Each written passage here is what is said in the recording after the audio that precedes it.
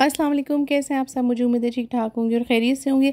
अल्लाह पाक आपको और हमें हम सबको अपने हिफ्ज़-ओ-मान में रखे। आज आपके साथ शेयर कर रही हूँ बहुत ही ज़बरदस्त फ़ालूदा की रेसिपी। और इसमें ख़ास बात यह है कि जो इसकी सेवइयाँ होती हैं वो भी हम बहुत ही आसान तरीके से आज घर पर बनाएंगे। बेहद मज़ेदार रेसिपी है, तो चलिए इसको बनाना स्टार्ट करते हैं। अगर मेरे चैनल पे पहली बार आए हैं तो आपसे हम्बल रिक्वेस्ट है कि सब्सक्राइब कर दीजिएगा चैनल को और बेल नोटिफिकेशन को भी प्रेस कर दीजिएगा ताकि मेरी हर नई आने वाली वीडियो का नोटिफिकेशन आपको फ़ौरी तौर पर फ्री में मिल जाए। फ़ालूदे में सबसे पहले हम बनाएंगे उसकी रबड़ी, जिसको बनाने के लिए हमने लिया है 1 किलो दूध। 1 किलो दूध लेने के बाद या 1 लीटर दूध लेने के बाद आप इसको गैस पे गर्म करने के लिए रख देंगे और इसको बहुत अच्छे से बॉयल आने देंगे। जब इसमें बॉयल आ जाएगा, पहले आप इसको हाई फ्लेम पे कुक करेंगे, लेकिन जब इसको एक दफ़ा बॉयल आ जाएगा उसके बाद आप फ़ौरन ही चूल्हे को हल्का कर देंगे और बिल्कुल लो फ्लेम पे आप इसको तकरीबन 20 से 25 मिनट पकाएंगे, यहाँ तक कि ये दूध जो है वो आधा रह जाए। अच्छा, इसमें एक ख़ास टिप मैं आपको बताती चलूँ कि रबड़ी बनाने के लिए आपको क्या करना होगा। आपको थोड़ी देर खड़े रहना होगा और जैसे ही मलाई इसके ऊपर आएगी आप मलाई को इस तरह चमचे से साइड पे लगाते जाएंगे। इस तरह थोड़ी थोड़ी मलाई बार बार जमती जाएगी और आप उसको साइड पे लगाते जाइएगा। इससे आपका बहुत ही शानदार सा रबड़ी दूध जो है वो तैयार होगा। अब देखिए ये आधा हो गया है, तकरीबन 2 कप रह गया है, तो मैं इसमें डाल रही हूँ 3 टेबल स्पून शुगर। चीनी आप अपने हिसाब से कम या ज़्यादा कर सकते हैं। तकरीबन 1/4 टीस्पून मैंने इसमें डाल दिया है इलायची पाउडर और थोड़े से नट्स मैंने यहाँ पे रखे हैं काट के, तकरीबन 1 से 1.5 टेबल स्पून, वो मैं इसमें शामिल कर दूँगी। थोड़ा सा कुक करेंगे, उसके बाद आप इसको ठंडा होने के लिए में रख दीजिएगा। अब हम तैयारी कर लेते हैं फ़ालूदा की सेवइयाँ की। एक बोल में हमने ठंडा पानी और थोड़े क्यूब्स डाल दिए हैं। दूसरी तरफ हमने आधा कप कॉर्नफ्लोर ले लिया है, उसमें हम 1 टेबल स्पून मैदा डाल देंगे और इसमें डालेंगे हम 2 कप पानी। ये नॉर्मल टेम्परेचर का पानी है, रूम टेम्परेचर का, वो हम डाल के और इस 1 चम्मच मैदे और आधा कप कॉर्नफ्लोर को बहुत अच्छे से मिक्स कर लेंगे। इसको बहुत अच्छे से हलौना ज़रूरी है वरना इसमें गुठलियाँ बन जाएंगी।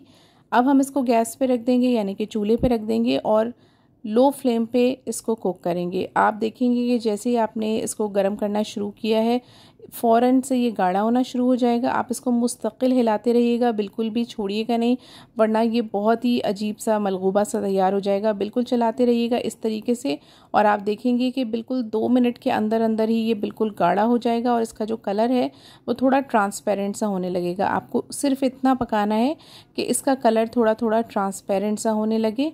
जब इस तरह का होने लगे तो उसके बाद आप फ्लेम को बंद कर दीजिएगा। उसके बाद ज़रूरत पड़ेगी हमें एक पाइपिंग बैग की। ग्लास में मैंने पाइपिंग बैग लगा लिया है और अब ये जो मैंने मिक्सचर तैयार किया है गरम गरम ही इसको हम पाइपिंग बैग में डालेंगे और आप ख्याल रखिएगा कि ठंडा मत होने दीजिएगा वरना इसकी सेवइयाँ अच्छी नहीं बनेंगी। फिर मैंने पाइपिंग बैग को नीचे से हल्का सा कट कर लिया है, जैसे हम मेहंदी की कोन वगैरह कट करते हैं, ताकि बहुत मोटी मोटी सेवइयाँ हमें नहीं चाहिए। अच्छा, क्योंकि ये बहुत गर्म है तो आप इस बात का ख्याल रखिएगा कि आपको किसी कपड़े या जो छोटा टॉवल होता है ना उसकी मदद से आप इसको पकड़िएगा, वरना आपका हाथ जो है वो जल सकता है। उसके बाद ये तो हमने ठंडा पानी बर्फ़ वाला रखा था, उसके अंदर आप इसको दबा दबा कर इस तरह से सेवइयाँ बनाना शुरू करेंगे। आप इसकी फ़िक्र मत कीजिएगा कि ये टूट रही हैं या आपको लगेगा कि ये इसका कोई छोटी बन रही है कोई बड़ी बन रही है, इससे कोई भी फ़र्क नहीं पड़ता। बस आपकी सेवइयाँ अच्छी बननी चाहिए और बारीक बननी चाहिए। बस देखें थोड़ा सा अब ये ठंडा होना शुरू हो गया था तो मैंने कपड़ा हटा लिया और मैं बग़ैर कपड़े के ही इसको इस तरह बना रही हूँ। और आप देख रहे हैं माशाल्लाह से सिर्फ आधा कप कॉर्नफ्लोर से इतनी ढेर सारी सेवइयाँ जो हैं वो हमारी तैयार हुई हैं। आप इसको फ्रिज में सेव करके भी रख सकते हैं। ये देखिए माशाल्लाह से बहुत अच्छी हैं।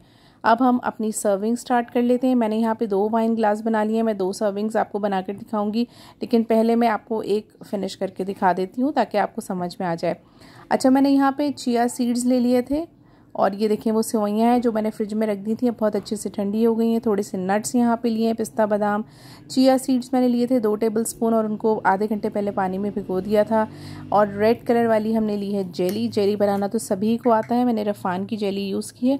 थोड़ा सा हमें चाहिए होगा रूह अफ़ज़ा।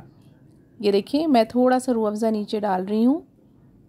ये बस एक थोड़ी सी लेयरिंग आपको करनी है और ये बहुत अच्छा लगता है। रूह अफ़ज़ा डालने के बाद आप इसको बहुत अच्छे से मिक्स कर लीजिएगा। फिर यहाँ पर मैंने जो तुख मलंगा या चिया सीड्स भिगो कर रखे थे, आप देख रहे हैं कि बहुत अच्छे से फूल गए हैं।